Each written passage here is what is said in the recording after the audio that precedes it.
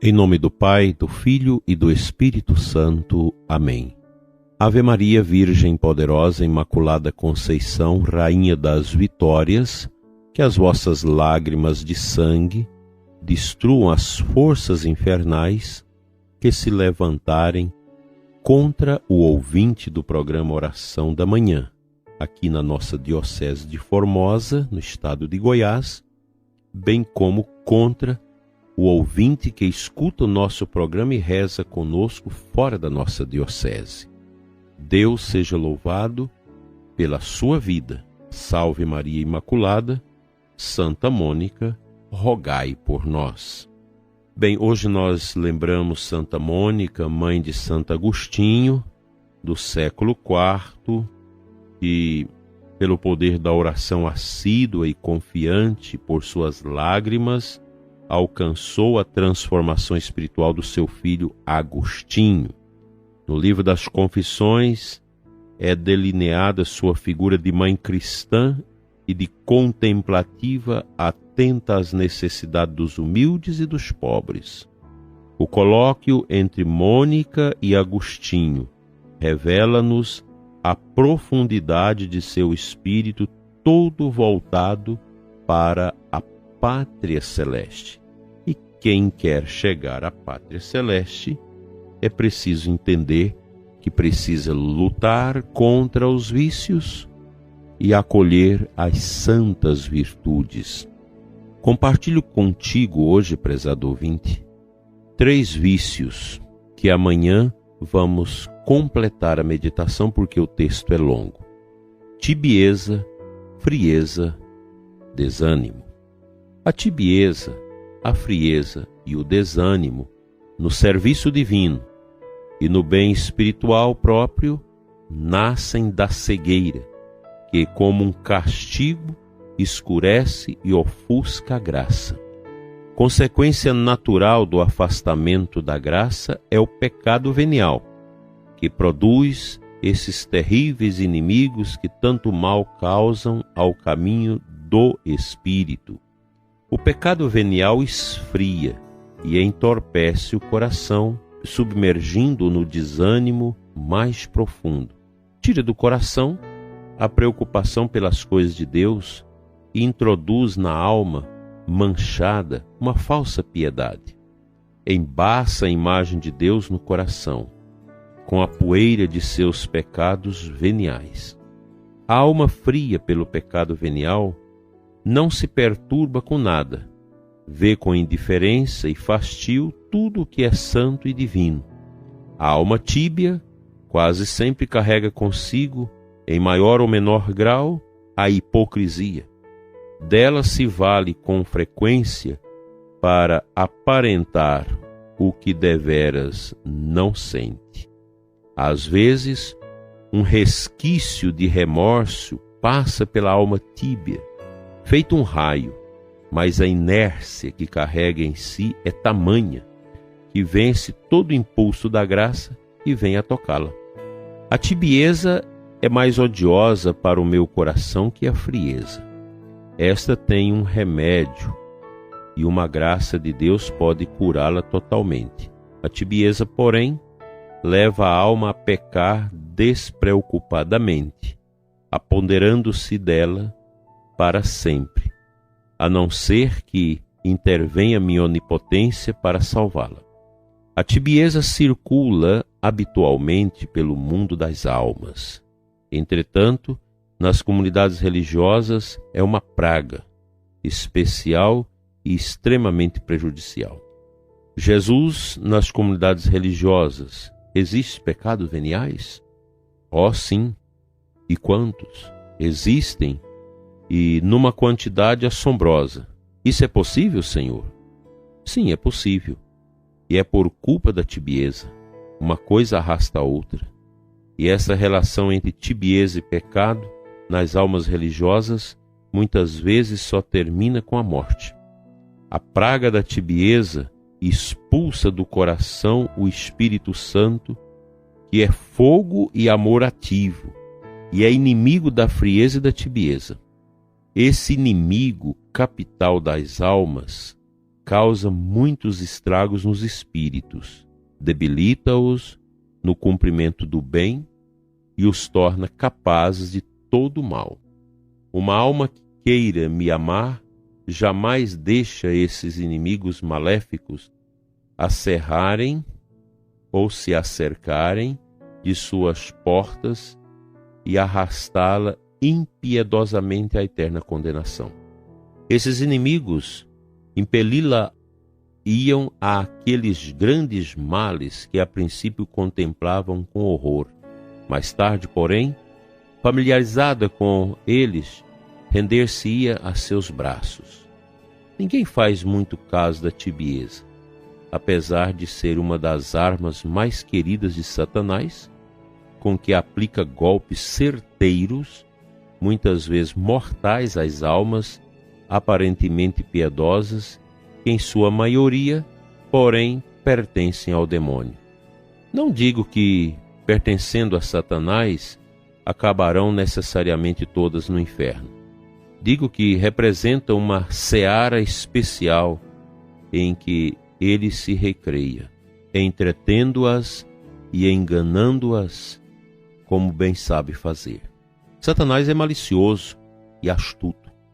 O ponto de partida para seus ataques a estas almas é sempre a tibieza.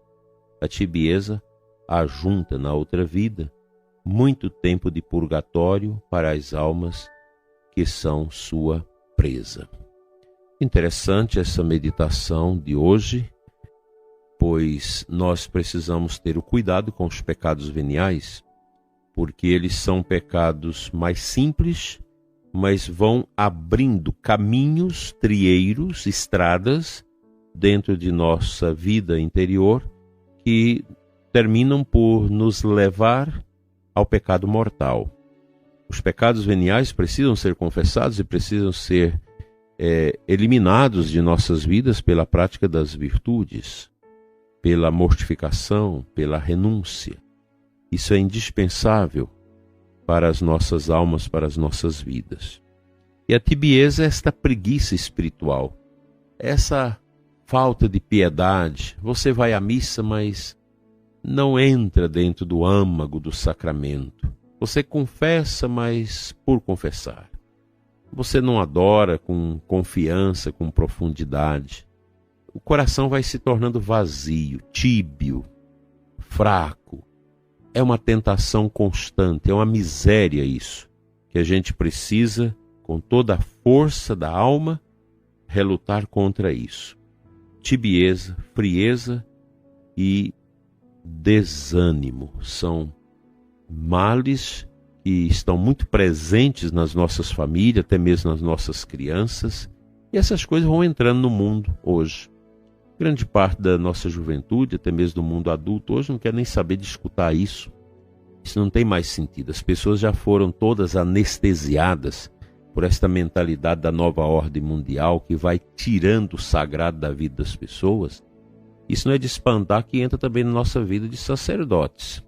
Se a gente não tiver cuidado, nosso coração vai sendo tomado por essa mentalidade pagã, neopagã que está aí, que vai esfriando as almas e levando as almas à tibieza, à preguiça espiritual e, consequentemente, nos levando à condenação de nossas almas. A gente precisa retomar o caminho da fé, professar a nossa fé de verdade e não ficar acreditando nas coisas do mundo, nessa palhaçada do mundo, e quer fazer com que nós entendamos que são as coisas do mundo que dão sentido à vida. Que nada. O mundo é muito pequeno para caber dentro de um coração que ama a Deus.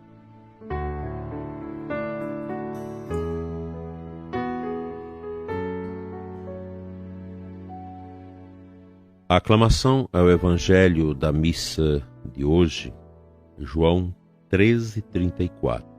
Jesus diz assim: Eu vos dou novo preceito, que uns aos outros vos amei, como eu vos tenho amado.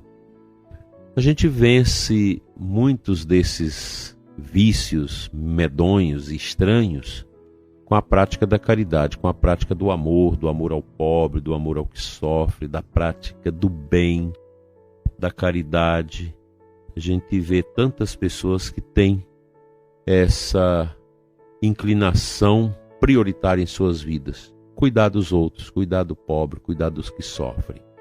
Isso é fundamental para abrir o nosso coração, nosso entendimento a todas as virtudes de vencimento que nós somos chamados a acolher e a refutarmos com toda a força do nosso coração as misérias que são os vícios que nos tornam homens e mulheres fracos, fragilizados, debilitados por causa da tibieza, por causa da falta de interesse pelo sagrado. A gente vive esse tempo da dessacralização. A gente não importa mais com o sagrado e começamos a adorar as criaturas, as realidades humanas, aquilo que nos agrada, dentro dessa cultura frouxa que nós estamos vivendo, que é muita bobagem que a gente escuta e vê no dia a dia de nossas comunidades, que vai enfraquecendo as inervaduras espirituais interiores das pessoas e elas começam a viver respondendo aos estímulos do mundo, do pecado, da nova ordem, de toda essa desordem moral que nós estamos vivendo. Você passa a ter raiva de normas, você concorda com tudo. Aí você torna aquela pessoa tão relativista que você acha que as pessoas podem fazer o que querem de suas vidas, pode fazer aborto, pode fazer isso, fazer aquilo e tantas misérias, e a gente tem que concordar com tudo. Tudo é possível. Isso é relativismo, isso faz parte desse contexto pagão que estamos vivendo, que não respeita o próximo, esse contexto horroroso que prioriza os sentidos e o prazer e despreza toda a realidade do nosso ser, que é e deve ser voltado a Cristo, para sermos livres e fiéis nele.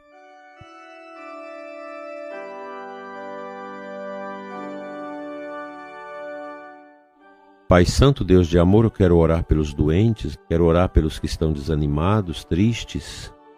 Quero orar, Senhor, por tantas pessoas contaminadas com bruxaria, com essas coisas imundas, obscuras. Gente que tem andado atrás dessas estranhas práticas pagãs, horrorosas de invocação do mal. Pai, abençoa essas pessoas.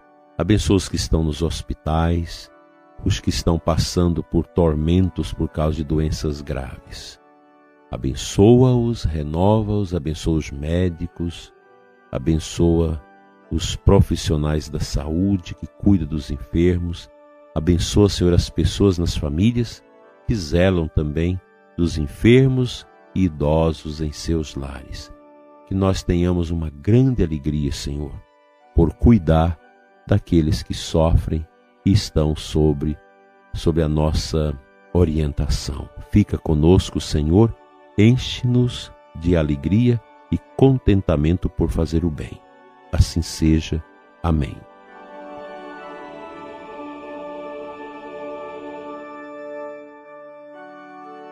Venha sobre você, prezado ouvinte, a bênção de Deus Todo-Poderoso, Pai, Filho e Espírito Santo. Amém.